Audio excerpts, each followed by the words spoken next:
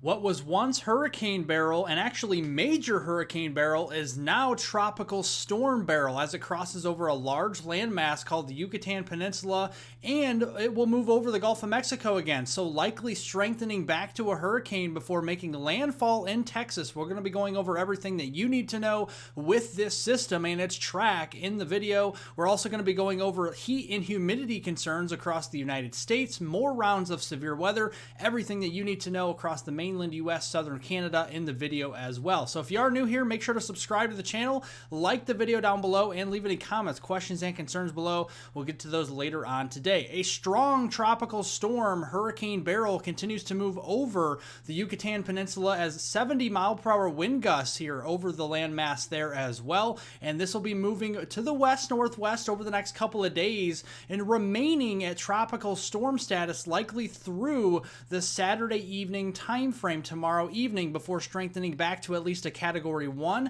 possibly even a Category 2 hurricane before making landfall in south central and coastal portions of Texas here as we go into Monday morning.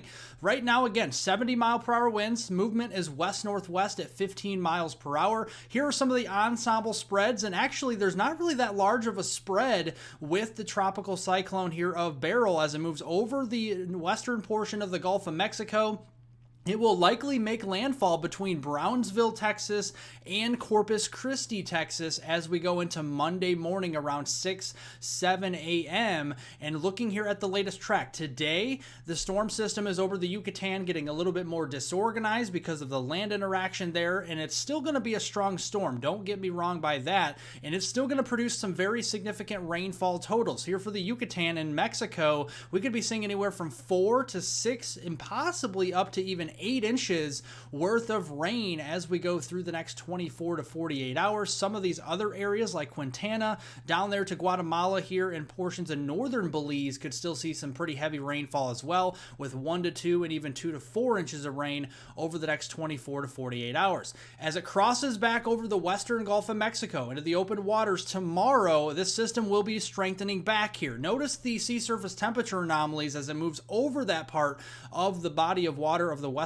Gulf. It's not super warm until it reaches the coastline there of Mexico and Texas. Look at the shelf waters here are very much well above average. So a quick strengthening on its approach to Texas will be likely. So Category 1, possibly Category 2 strengthening is likely as we go into Sunday, and then as it makes landfall there across the Brownsville and even Corpus Christi, Texas area going into Monday morning. And then as we go into Tuesday, the tropical moisture from this system will be moving up into the Arklatex and the Arklamis region here, and then eventually into Wednesday up toward the Tennessee Valley. Look at the rainfall amounts this system could be posing for South Texas. Brownsville solidly in the 8 to 12 inch range. Corpus Christi could be seeing anywhere from 4 to 6 inches. In Laredo, Texas, toward the Rio Grande Valley, could be seeing anywhere from 2 to 4 inches worth of rain through the Wednesday, July 10th time frame. So keeping a close eye on some significant flash flooding possible in those areas, as well as impacts to strong winds. Closer to home here, mainland US and also southern Canada. Looking at all the heat headlines across the west, in the maroon reds, those are excessive heat watches. In the pinks, those are excessive heat warnings. In the orange, those are heat advisories. And we have some of that across the deep south and the southeast coast, all the way up to the mid-Atlantic coast as well. Looking here at the geopotential height, this basically just shows you what the atmosphere in the upper levels is looking like. You can see a high pressure ridge across the southwestern US as we go through today. Looking at the afternoon high temperatures, California in particular, down there into southern Nevada near Las Vegas, into Arizona, into the Phoenix region, well into the triple digits this afternoon. Heat index values really high as well from the Gulf Coast up through the southeast coast and the mid-Atlantic coast. Heat index values over 105, 110 range as we go into this afternoon. And that heat, again, is sparking more severe weather. Yesterday, here are the storm reports, and we saw a lot of tornadoes across portions of the Ohio Valley back there toward New Mexico. 5 tornado reports in the blues. Those are damaging wind reports. In the green, those are large hail reports. And we have another area of concern of severe weather, especially here into portions of the Appalachians as we go in toward the afternoon and evening. A level 2 out of 5, slight risk of severe weather for parts of West Virginia, eastern Kentucky, western Virginia, and getting down into parts of Tennessee there, and northwestern North Carolina, and a very small chunk of southern Ohio. The main threat is going to be damaging winds and hail because the tornado outlook from the Storm Prediction Center doesn't have anything highlighted. So that means less than 2% chance of any tornadoes here. So that means the main risk here, heavy rain, damaging winds, and large hail as we go into the afternoon. Notice the coverage here is very scattered, and that continues into the evening hours. And looking here at the rainfall totals through Saturday, the rainfall amounts will be few and far between across portions of the eastern U.S., near the Gulf Coast here, and does include Florida, and then a couple rain showers and storms across the high plains into the upper Midwest. A lot of dry time out here, so don't go canceling any of those holiday weekend plans because we definitely do see a lot of dry time. And heading into the weekend, especially here on Saturday, July 6th and Sunday, July 7th, the same pattern really in place. We have the heat out west with this big ridge, and then the ridge extending off the southeast coast here. More heat Saturday afternoon across the south. Look at the triple digits over here in California, again into southern Nevada here, into Arizona, even some triple digits getting into southwestern Oregon as we go into Saturday afternoon. Sunday afternoon, more of the same. So make sure to stay hydrated if you live out west, or especially if you live across the south or southeastern U.S. The northern U.S., enjoy the cooler temperatures while you do have it, but we have a little bit of a concern for severe weather going into the weekend. On Saturday, another level 2 out of 5, slight risk of severe weather in the yellow here.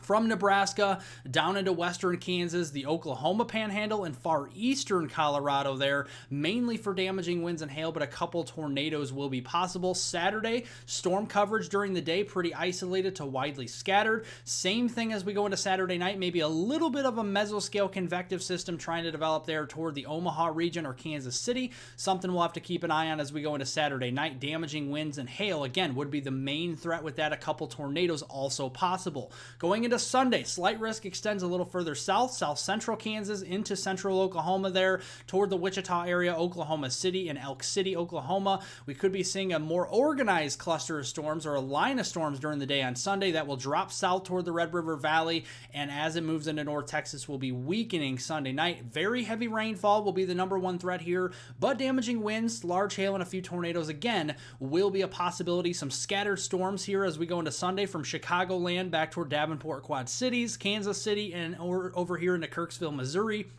will be possible into Sunday night. Overall, the weekend will be featuring plenty of dry time, but there are going to be some wet hours out there as well here for an hour or two a day, and you can see across the middle of the country, that's where the wet weather will be, or also near the Gulf Coast, but especially where that Hurricane Beryl makes landfall in Texas. That's where the heaviest of rains will be in the United States.